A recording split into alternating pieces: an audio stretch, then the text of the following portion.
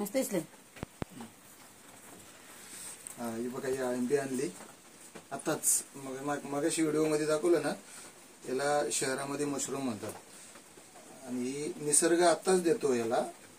आणि निसर्गाचं खरंच काहीतरी देणं लागतं म्हणून आपल्याला याच मोसम मध्ये. आई कधी येतं हे? ह्याच महिन्यात येतं आता. कोणचा महिना? आषाढ.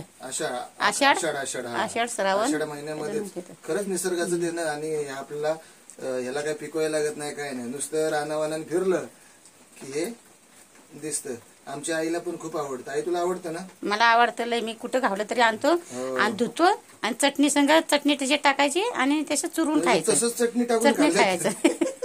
तशी पण लय भारी लागते. तसंच चटणी टाकून खाल्लं तरी लय भारी. हा तुम्ही तेल नका टाकू, काही नाही. तेल नसेल तर चालतं.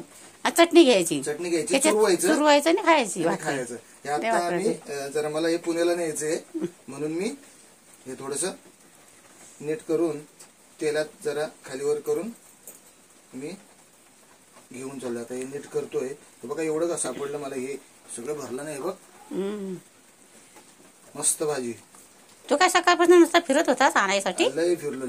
तरी गेला कुठं? मला वाटलं तुला आंब्या आवडते म्हणून त्यासाठी गेला असेल फिरायला. लय फिरलो. आणि 1-2-3 ठिकाणी भेटलीच नाही एवढी. ती गेली तर ही झाली तर पाणी भरलं त्याच्यात. पाणी भरलं ना की ते बाद होतं. चांगलं छान गावलं.